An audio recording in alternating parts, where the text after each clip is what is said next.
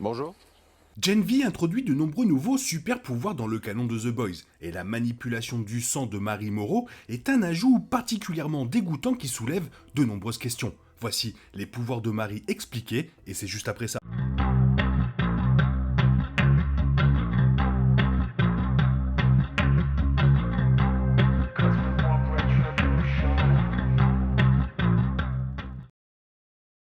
Bien que le casting principal de Gen V soit un ensemble de super d'âge universitaire fréquentant l'université Goldhawking de Vought, le deuxième spin-off d'Amazon, The Boys, est en grande partie dirigé par Mary Morrow. Alors que la plupart des super découvrent leurs capacités sponsorisées par Vought pendant la petite enfance, Mary a développé les siennes dès la puberté.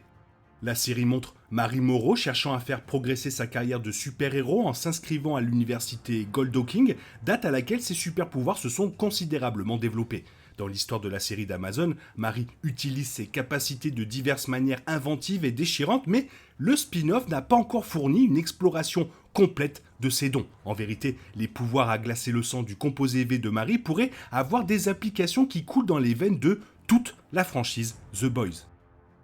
La meilleure façon de décrire les super pouvoirs de Mary Morrow dans Gen V est le contrôle quasi total du sang. Cela implique principalement de déplacer le sang dans l'air par télékinésie, mais la mort des parents de Mary et celle-ci sauvant la femme dans la boîte de nuit lors de l'épisode 1 prouve qu'elle peut également figer et solidifier le sang. Les projectiles rouges de Mary sont suffisamment tranchants pour couper la chair et suffisamment durs pour renverser les poubelles, tandis que l'incident de la discothèque montre comment Mary peut coaguler le sang pour éviter de saigner à mort. Naturellement, cela indique également que les pouvoirs du composé V de Mary peuvent être utilisés à la fois sur son propre sang et sur celui des autres. D'après les exemples de la série, il reste difficile de savoir à quel point Mary doit être proche de quelqu'un avant que ses pouvoirs puissent être utilisés. Pour chaque occasion vue jusqu'à présent, Mary n'était qu'à quelques mètres de la personne dont elle se mêle du sang. Jusqu'à présent, la série n'a montré que Mary Morrow utilisant ses pouvoirs sur du sang déjà exposé. Dans la bande-annonce du spin-off, Mary a mentionné l'explosion du pénis d'un homme, suggérant qu'elle peut affecter le sang de la cible alors qu'il est encore à l'intérieur de son corps, même s'il n'y a pas de coupure ou de plaie ouverte. Les pouvoirs de Mary peuvent contenir un danger potentiel caché. Dans le flashback de l'épisode 1, la méconnaissance de Mary avec les super pouvoirs l'amène à tirer accidentellement une lame de sang sur le cou de sa mère. Le père de Mary, lui, meurt lorsqu'elle est submergée et crie, faisant exploser violemment le sang de sa mère sur le sol.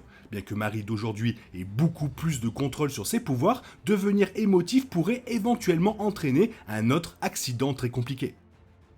Mary Morrow de Gen V traite généralement son pouvoir comme une méthode permettant de créer des armes, de se couper les mains pour libérer du sang, puis de mouler le liquide dans l'outil requis dans une situation donnée. Cela se manifeste normalement soit par des lames de sang à tir rapide, soit par de longs fouets rouges comme l'attaque que Mary utilise pour attraper l'étudiant en fuite de l'épisode 1. En tant que résidente de l'établissement de Vought à Red River, Mary n'avait presque certainement reçu aucune formation formelle sur ses super pouvoirs avant de fréquenter l'université Goldhawking et était limitée à tout ce qu'elle pouvait apprendre elle-même en secret avec du matériel de gym. L'incertitude évidente que Mary montre lorsqu'elle guérit la victime d'une boîte de nuit suggère que remettre le sang de quelqu'un dans son corps n'est pas un tour qu'elle a déjà réalisé. Cela indique qu'il existe de nombreuses façons pour Mary de manipuler le sang qu'elle n'a pas encore essayé en pratique et bien sûr, il existe une multitude d'utilisations théoriques des super pouvoirs de Mary dans la série. À titre d'exemple, si Mary Morrow combattait un super avec une petite coupure, elle pourrait potentiellement utiliser cette ouverture pour drainer tout son corps de la substance rouge.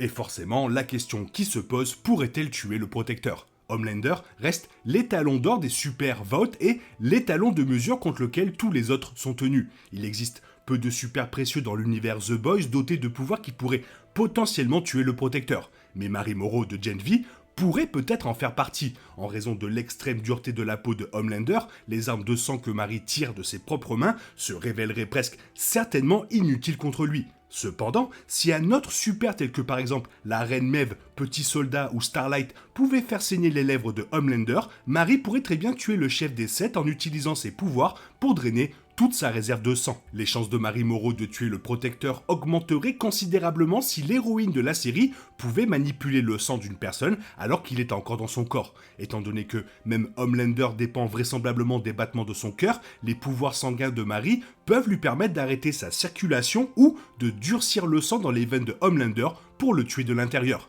L'université Goldhawking a peut-être réalisé le potentiel des pouvoirs de Mary, même si Mary elle-même ne l'a pas encore fait. Et oui, derrière une jeune fille avec un pouvoir vraiment dégueulasse se retrouve peut-être une très grande et puissante héroïne qui pourrait toucher le Homelander. Toi, qu'est-ce que tu en penses? Fais-moi part de ton avis dans la zone commentaire ainsi que sur les 3 premiers épisodes de Gen V. Et sinon, reprends le cours de ta vie et on se retrouve bientôt pour une nouvelle vidéo. Bisous bisous, bye bye. Oh yeah, we want retribution.